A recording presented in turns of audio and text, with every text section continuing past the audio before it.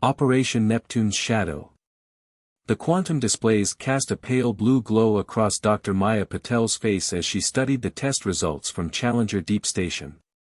3 kilometers beneath the Pacific Ocean, humanity's most ambitious military project was taking shape, hidden from the watchful eyes of the Archean Empire's orbital sensors. Pressure test complete on Hull Series 7, announced Dr. Kai Chen, her chief engineer. The biomimetic coating handled 1,000 atmospheres without a single microfracture. Maya allowed herself a small smile.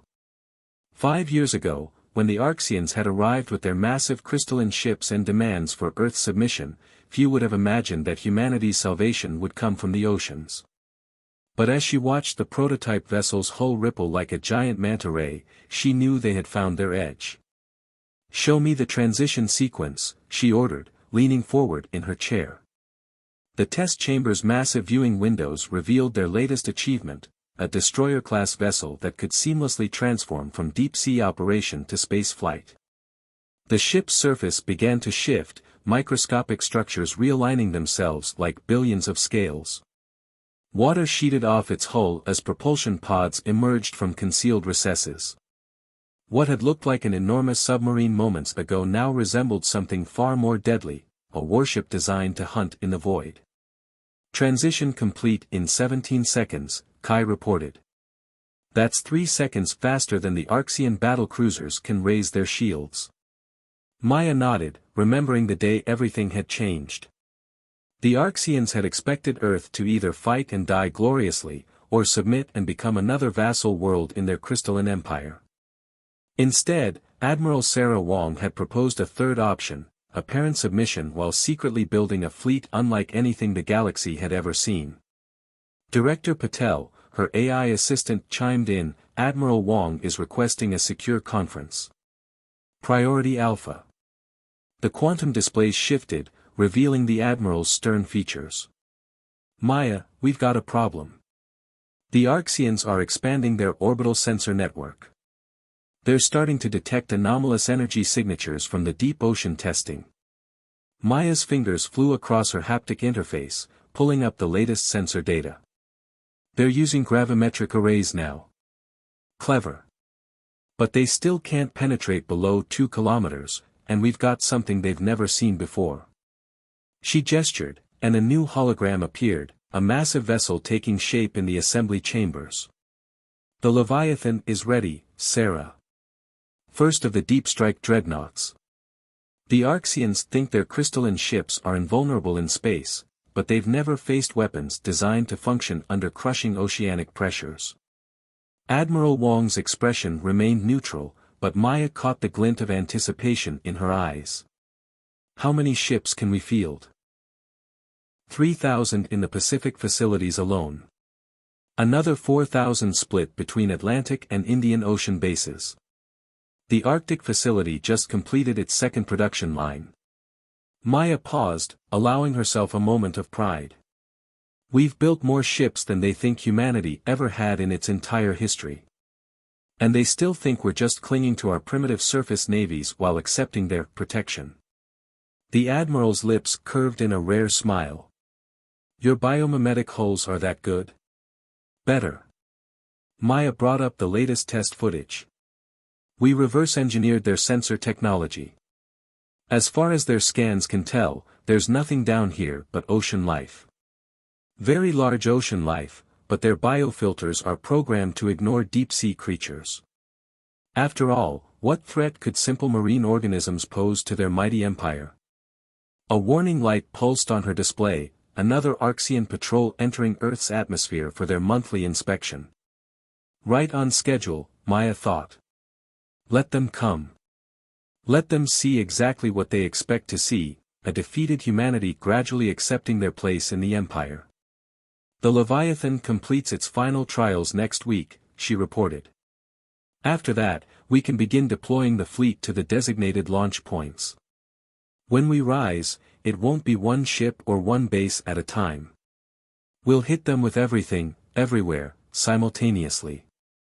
Admiral Wong nodded slowly. "They believe they forced us to evolve into a passive client race.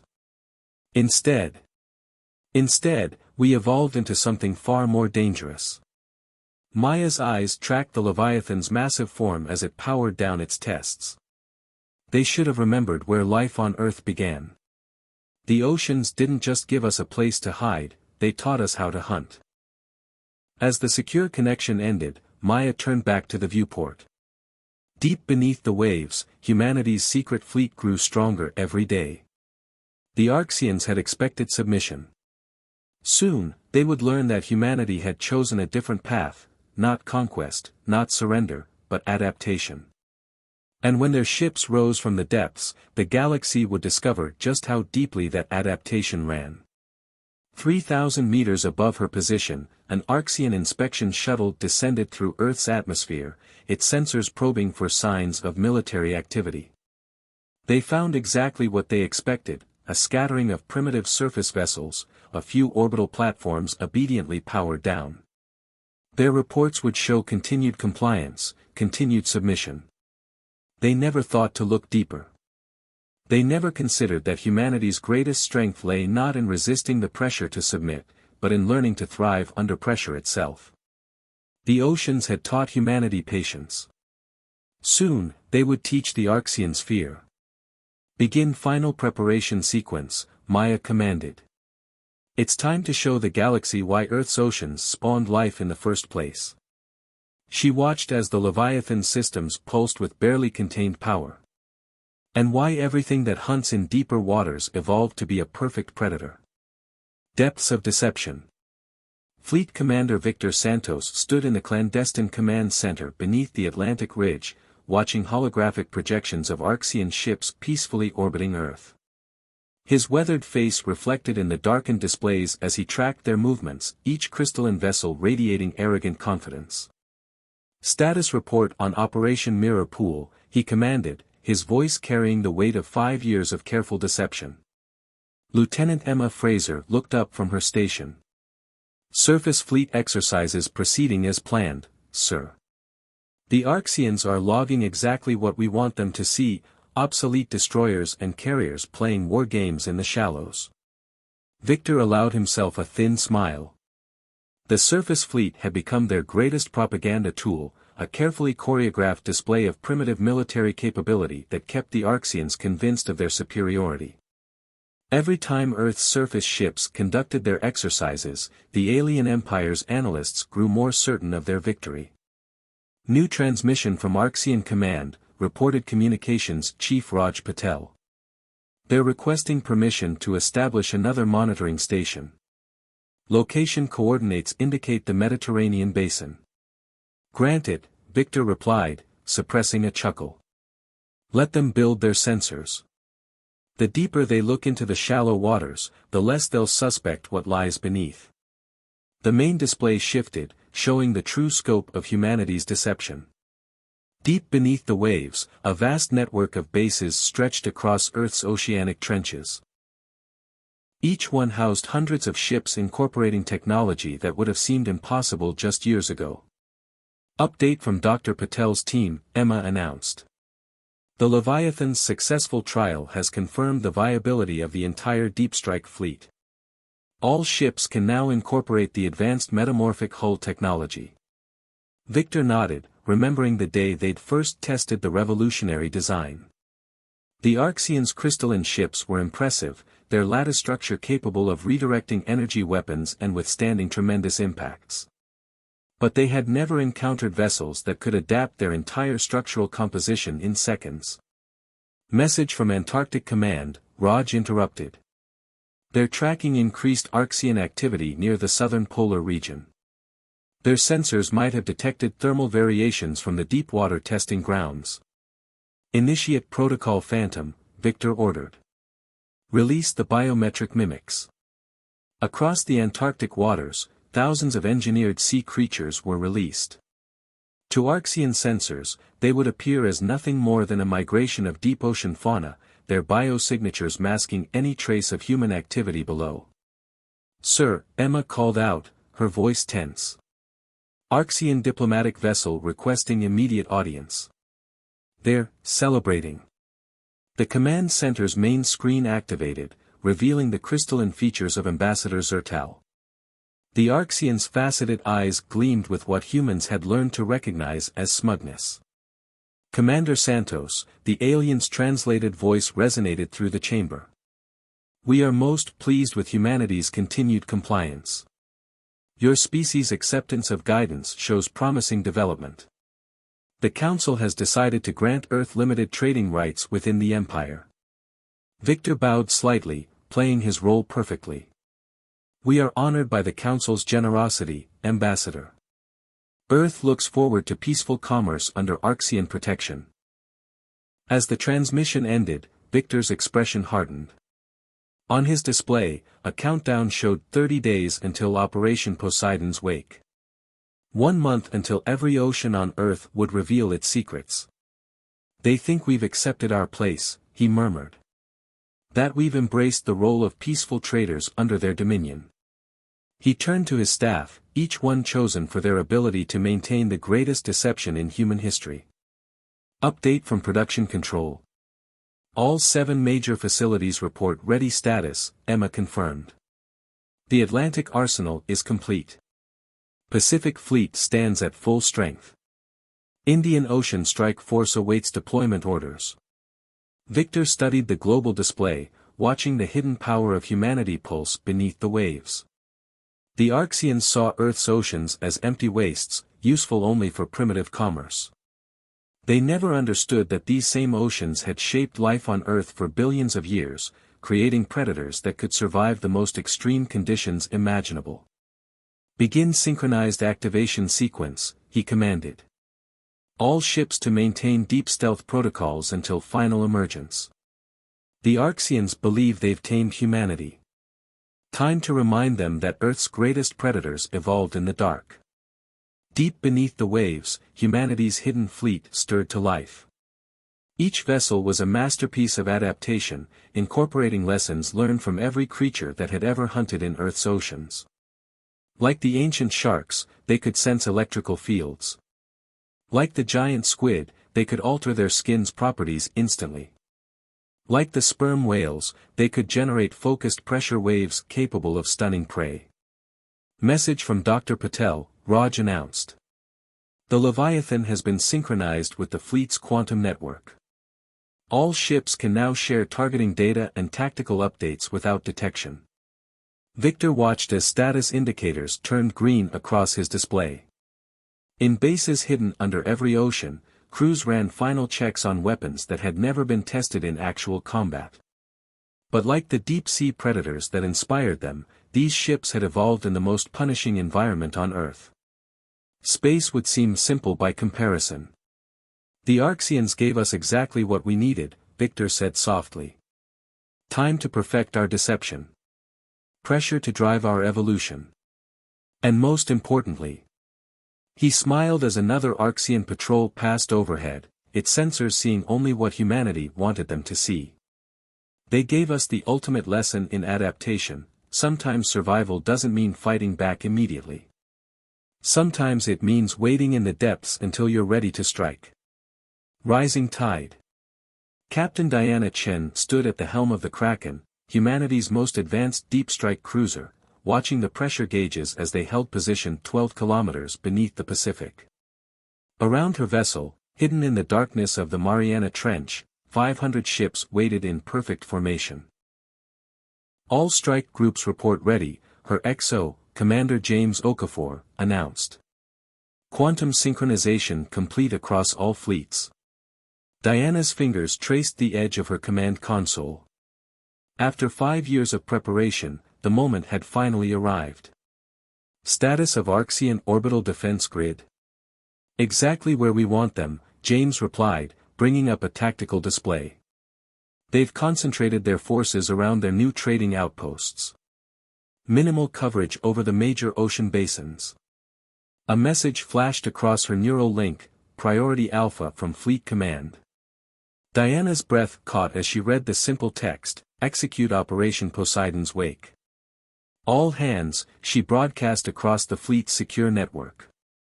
"Initiate emergence protocols. Weapons free on designated targets.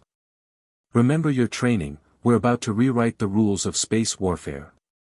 Throughout Earth's oceans, humanity's hidden fleet began to move. The Kraken's hull shimmered as metamorphic systems activated, preparing for the transition from crushing depths to vacuum. Diana felt a fierce pride as she watched status indicators flash green across her display. Multiple Archean vessels detecting seismic anomalies, James reported. They're scanning the disturbances, still classifying them as natural oceanic events. Diana allowed herself a grim smile. Not for long. Execute primary emergence sequence. All ships, transition on my mark. The ocean around them began to churn as hundreds of vessels initiated their ascent protocols. The Kraken's hull rippled, shedding its deep-sea configuration as weapon systems emerged from concealed bays. What had appeared as natural ocean currents suddenly resolved into precise military formations. Archean Defense Command broadcasting alert signals, communications reported. They've detected mass movement in all major oceans, energy signatures unlike anything in their database. Now they notice, Diana murmured. Initiate final emergence. Show them exactly what they've missed. The Kraken burst from the waves like a leviathan of legend, water sheeting off its transformed hull as gravitic drives engaged. Across every ocean on Earth, thousands of ships performed the same maneuver in perfect synchronization. The sight was magnificent, humanity's hidden fleet revealing itself in a coordinated display of power that lit up sensors across the solar system. Archean fleet responding, James announced. Their ships are breaking orbit, combat formations, they appear confused by our energy signatures. Diana watched as the crystalline vessels of the Archean Empire scrambled to respond. Their neat formations, so impressive during peaceful patrols, now seemed rigid and predictable. They're broadcasting on all frequencies, communications reported. Demanding explanation, threatening immediate response, now switching to combat channels. Send our response, Diana commanded. On all frequencies, in their language and ours. The message was simple, you demanded we evolve. We chose how. The first Archean vessel to enter weapons range was a mid-size cruiser. Its crystalline hull gleamed as it brought weapons to bear, energy building in traditional combat patterns. Target their primary power node, Diana ordered. Show them what deep-pressure weapons do to crystalline structures. The Kraken's main weapon, inspired by the hunting techniques of sperm whales, fired a concentrated pressure wave that would have crushed a submarine at depth. In space, against the Archean's crystalline hull, the effect was devastating. Fracture lines spread through the alien vessel's structure like lightning through glass. Multiple Archean ships advancing, James reported. They're adjusting shields, attempting to compensate. Too late, Diana replied. All ships, execute attack pattern Hydra. Show them every trick the oceans taught us. The battle unfolded like a dance choreographed by evolution itself. Human ships moved with fluid grace, their metamorphic hulls adapting instantly to each attack. Weapons designed to function under crushing oceanic pressures proved catastrophically effective against the rigid structures of Archean vessels. Enemy fleet attempting to regroup, Tactical announced. Their command structure appears disrupted, they're not used to fighting opponents who can change strategy mid-battle. Diana watched as the Archean formation began to break apart. Their mighty empire had never faced ships that could alter their entire configuration in seconds, never dealt with weapons inspired by deep-sea predators, never imagined that a primitive ocean-bound species could develop technology that made their crystalline vessels seem fragile. Message from Fleet Command, communications called out. All primary targets neutralized. Archean defense grid is collapsing, their ships are retreating from Earth orbit. The tactical display showed the full scope of humanity's victory. In less than an hour, Earth's hidden fleet had shattered the military backbone of an empire that had dominated space for centuries. Not through superior numbers or overwhelming force, but through adaptation and evolution. Send to all ships, Diana ordered, her voice carrying pride and determination. Phase 1 complete. Prepare for system-wide deployment. The oceans taught us how to hunt, now we'll show the galaxy how to adapt. As the Kraken led its battle group into higher orbit, Diana reflected on the irony. The Arxians had demanded humanity's submission, expecting them to abandon their warlike ways. Instead, they had forced humanity to evolve into something far more dangerous, a species that had learned its combat lessons from Earth's most perfect predators. The age of crystalline empires was over. The era of adaptation had begun. Waves of war. High above Mars, Supreme Commander Zarthal of the Arxian Empire watched in disbelief as tactical displays showed the impossible unfolding. Earth's oceans, those vast bodies of water his analysts had dismissed as primitive evolutionary holdovers, were giving birth to nightmares. Another battle group emerging from the Atlantic basin, his sensor officer reported, crystalline features fracturing with stress. Their energy signatures, they're unlike anything in our combat databases. Through the quantum glass viewport of his flagship, Zarthal could see the human vessels approaching. They moved wrong, fought wrong, existed wrong. Where Arxian ships were mathematical perfection rendered in living crystal, these human vessels rippled and flowed like liquid metal. Multiple human ships detecting engaging cloaking protocols, the tactical officer announced. We're losing tracking capability, their hull configurations are constantly changing. Zarthal's command center erupted in chaos as the first wave of Earth's fleet engaged his defense line. The humans had done the unthinkable, they'd weaponized evolution itself. Aboard the Earth dreadnought Nautilus, Admiral Helena Santos watched the battle unfold with cold satisfaction. Status of the Arxian command ship.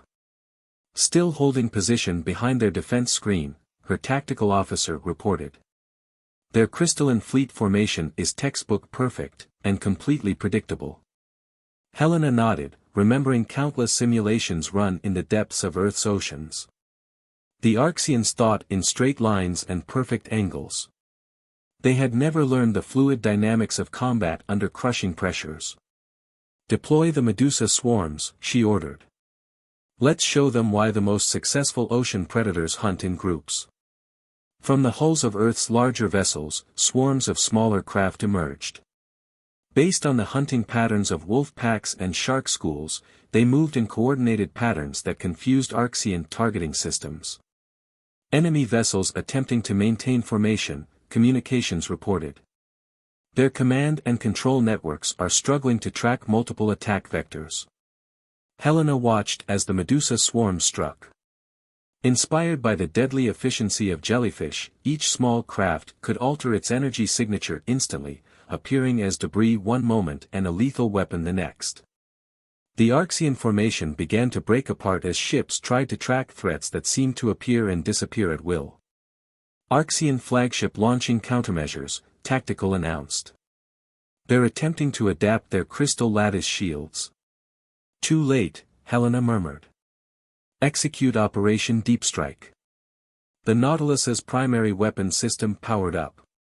Based on the pressure wave attacks of sperm whales, amplified by technology developed under oceanic pressures, it fired a concentrated burst that shattered crystalline hulls like glass in an earthquake. Across the battlefield, Earth's ships demonstrated combat techniques never before seen in space warfare. Vessels inspired by octopi could alter their energy signatures at will, becoming invisible to Arxian sensors. Ships using shark-based sensory systems could detect the smallest power fluctuations in enemy vessels, targeting critical systems with devastating precision. Arxian command and control networks are fragmenting, her XO reported. Their rigid hierarchy can't handle our distributed attack patterns. Helena allowed herself a grim smile. The Arxians had evolved in the sterile perfection of space, building their empire on crystalline technology that seemed unbeatable. They had never understood that Earth's oceans had forced humanity to develop technologies that could function under conditions far more demanding than vacuum. Message from the Arxian flagship, communications announced. They're requesting terms. Show me. Supreme Commander Zarthal's image appeared on her display, his crystalline features showing signs of stress fractures, the Archean equivalent of fear. Your ships, they defy natural law. How can you maintain structural integrity while constantly changing configuration? We learn from the best teachers in the galaxy, Helena replied. Earth's oceans have been evolving perfect predators for billions of years. All we did was pay attention. The Archean commander's features shifted in patterns indicating deep disturbance. The Empire cannot accept such technological anomalies. Our entire society is based on the perfection of crystalline forms. Your society, Helena interrupted, just learned that perfection without adaptation is a weakness. Look around you, Commander. Every one of our ships incorporates lessons learned from creatures that evolved to hunt in Earth's oceans. We can change our hull configurations faster than your sensors can track. We can generate pressure waves that turn your crystal ships into clouds of shards. We can alter our energy signatures like octopi changing color. She paused, letting the full implications sink in. You demanded we evolve to meet your standards. Instead, we evolved to surpass them. The battle continued to unfold across the solar system as Earth's fleet demonstrated capabilities that redefined space warfare. Ships that could transition from ocean to vacuum had solved engineering problems the Archeans had never even considered. Weapons designed to function under crushing pressures made traditional space combat tactics obsolete. Multiple Archean vessels surrendering, Tactical reported. Their fleet cohesion is completely broken. Helena studied the tactical displays, watching as the mighty Archean armada fractured before weapons and defenses inspired by Earth's marine life. Their perfect crystalline ships, once the terror of the galaxy, proved unable to adapt to combat techniques evolved from billions of years of oceanic warfare. Send to all ships, she commanded. The oceans taught us patience. They taught us adaptation. And most importantly, they taught us that true strength lies not in rigid perfection, but in the ability to change. The age of crystal was ending. The era of fluid warfare had begun. Ocean's legacy. 1 year after the Battle of Mars, Dr. Maya Patel stood before the Galactic Council, Earth's metamorphic display technology making the ancient chamber's crystal walls seem primitive by comparison. Representatives from 100 species watched as she demonstrated humanity's gift to the stars. The oceans taught us more than just warfare, she explained, gesturing to the holographic display showing Earth's waters. They taught us the true meaning of adaptation.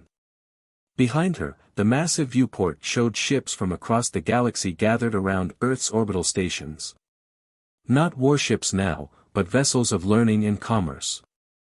Each bore hull modifications based on Earth's revolutionary metamorphic technology. Director Patel, the Archean representative spoke, their crystalline features still showing signs of recent reforms. Your species has transformed galactic engineering in mere months. Our own shipyards now produce vessels incorporating your oceanic principles. Maya nodded, remembering the long path that had led here. The pressure to survive drove Earth's ocean life to develop extraordinary capabilities. When you demanded our evolution, you gave us the same pressure, and the same opportunity. The chamber's displays shifted, showing the latest developments. Merchant ships using cephalopod-inspired camouflage systems to deter pirates. Exploration vessels with whale-inspired pressure resistance enabling them to probe gas giant atmospheres. Research stations that could alter their entire configuration to adapt to any environment. Report from Deep Space Initiative, her AI assistant chimed privately. The first metamorphic colony ships have successfully adapted to conditions in the Proxima system. Admiral Wong, now Earth's representative to the Galactic Defense Council, stepped forward. Our oceans spent billions of years perfecting the art of adaptation. Now those lessons are helping us expand throughout the galaxy. Screens showed human ships leading joint exploration missions, their fluid technology complementing the strengths of other species. The Archeans had learned that their crystalline perfection could be enhanced by adaptability. The methane-breathing krill had discovered that Earth's deep-sea pressure resistance techniques could revolutionize their environmental systems. We thought we were building weapons, Maya reflected, watching ships from a dozen species maneuvering together in perfect harmony. Instead, we were developing the tools to reshape civilization itself. The council chamber hummed with discussion as representatives debated the latest proposals. Humanity's oceanic technology was breaking down ancient barriers between species, creating possibilities no one had imagined. Message from Challenger Deep Station, her AI reported. Final trials complete on the new environmental adaptation systems. We can now create sustainable habitats in any planetary conditions. Maya smiled, remembering the fear and determination that had driven their initial research. The Archean ultimatum had forced humanity to look deeper, quite literally, for solutions. Earth's oceans had provided not just inspiration, but a testing ground more demanding than space itself. The greatest gift the oceans gave us, she told the council, wasn't the technology to fight. It was the understanding that true strength lies in the ability to change, to adapt, to flow like water around obstacles rather than shattering against them. New displays showed the latest generation of ships under construction in Earth's underwater facilities. No longer weapons of war, they were designed to explore, to connect, to transform.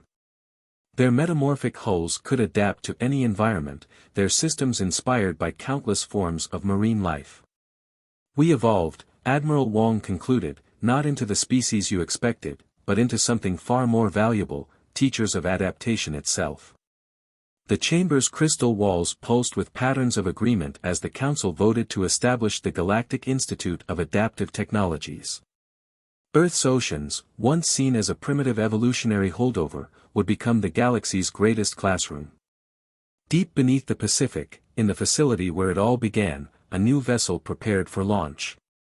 Its hull rippled with possibilities, its systems incorporating lessons learned from billions of years of evolution.